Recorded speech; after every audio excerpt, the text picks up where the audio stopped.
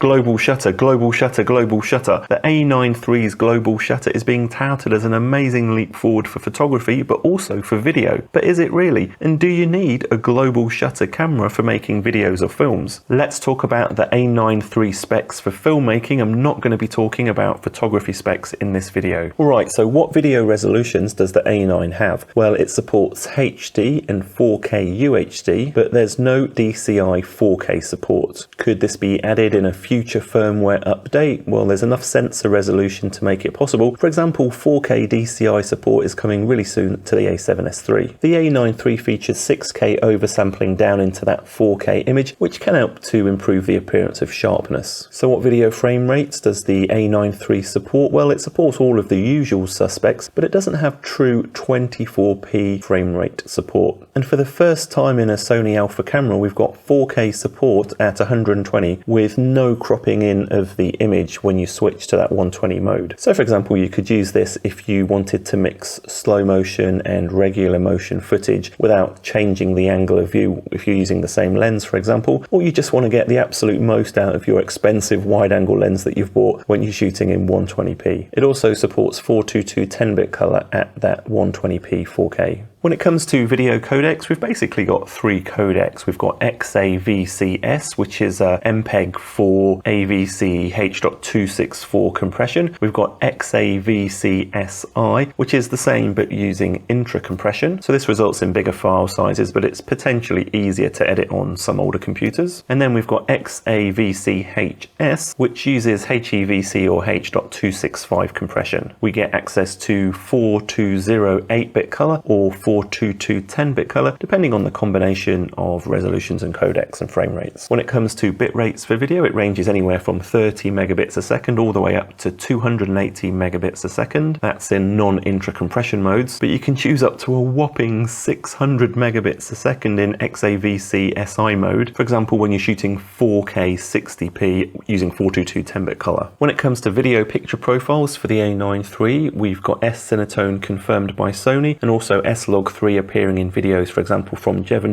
but I couldn't find any detailed information about what other picture profiles are going to be supported, such as HLG or even picture profile standard or off. But we can kind of hope or assume that those kind of profiles will be available. We'll just have to wait and see. So what's the base ISO for video in the A9 III? Well, when it comes to S-Log 3, it looks like the base ISO is 2000, which is quite a bit higher than the base ISO of 640 for S-Log 3 and something like the A7S III that I'm shooting on right now. Basically what this means is if you want to shoot video on the A9 III and you're using that base ISO of 2000, it's pretty certain that you're going to need some ND filters or variable ND filters if you're shooting outside, for example, and you want to use a shallow depth of field, or of course if you're shooting in a studio and you want to use a lot of lighting and still maintain that shallow depth of field. So does the A9 III have dual base ISOs for video like something like the A7S III or FX3? It's a bit unclear at the minute. For example, in Jevon video, he says that there's a single base ISO of 2000. However, in a video from CVP, they did a simple noise test and they saw that there seems to be two base ISOs, or at least a second ISO where some noise reduction is applied. They say when going from 5000 to 6400, we can see a clear difference, and 6400 does look pretty close to 2000 in those examples.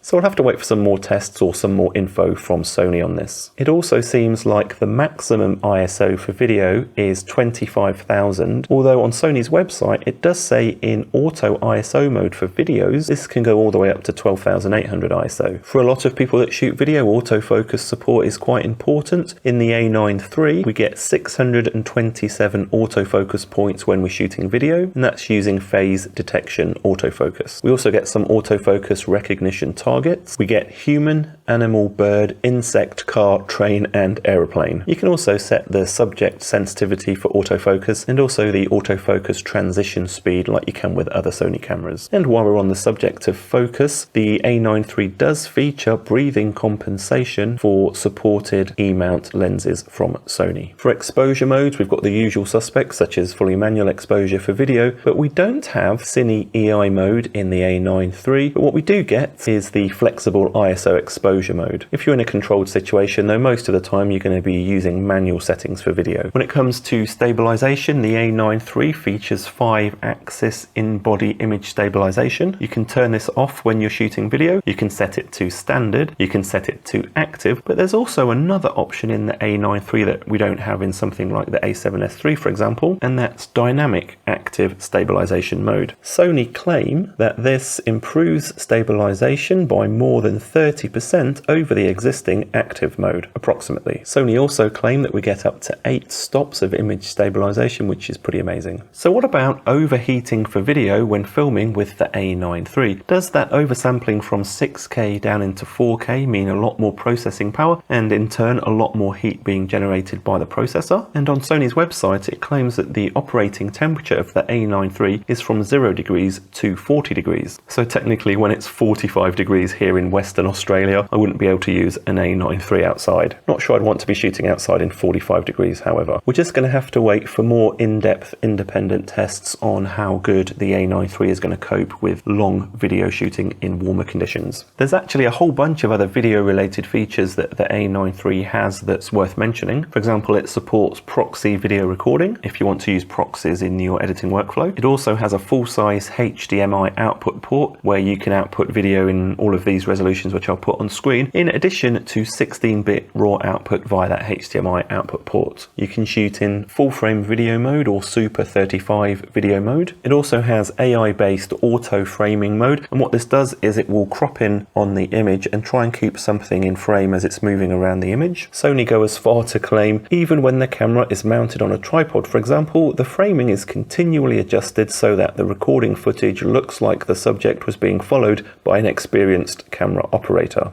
Also, when it comes to dust and moisture resistance, Sony states that the A9 III features outstanding dust and moisture resistant thanks to design refinements with silicone rubber packing around buttons, lens lock button, cushioning around the lens mount and other areas. Though if you have a look in the footnotes, it also states that this is not guaranteed to be 100% dust and moisture proof. One nice thing about the A9 III is because it doesn't have a shutter, potentially we'd get a lot of dust on the sensor when we're changing lenses, but it has what they call a shading curtain, which closes off and basically keeps the sensor protected from dust while you're changing lenses. And of course, unlike something like a ZV-E1 or an FX3, it also has a viewfinder, which is potentially useful for filmmaking if it's really bright outside. So, is the A9 III good for video? Well, it's clearly not a video-first camera with compromises in that base ISO and the overall ISO range when compared to something like an FX3. So do you even need a global shutter video camera? Well, at the minute I'm shooting on this A7S III, it does not have a global shutter, but it does have a really fast readout of sensor data, which helps to minimize any rolling shutter artifacts. But of course, if you film a lot of fast moving action or you're constantly whip panning everything, then you're going to benefit from a global shutter sensor because it's going to eliminate those jello lines. There are some other instances though when having a global shutter will be of benefit. One of those is for wedding filmmakers, so you could be filming a wedding, for example. You're probably also going to have a wedding photographer taking photos at the same time as you're filming, and they're almost definitely going to be using a flash. So you're going to have loads of flashes going off while you're filming. With a rolling shutter sensor camera, you could get white bands appearing in your video whenever those flashes go off, and that's because it's reading out the data not all at the same time, but line by line. With a global shutter sensor camera, you wouldn't get this banding. At worst, you'd just get maybe a frame or two of a completely white image while the flash goes off, which if you wanted to, you could just edit that frame out in post. If you think about something like the movie The Creator being shot on a Sony FX3 which doesn't have a global shutter, it kind of gives you an idea of what can be achieved even with a rolling shutter camera. The FX3 Mark II is a camera that I might consider switching to find out why. Watch this video next. I'm Jason Roberts, please subscribe, that would be appreciated, and hopefully I'll see you in the next one.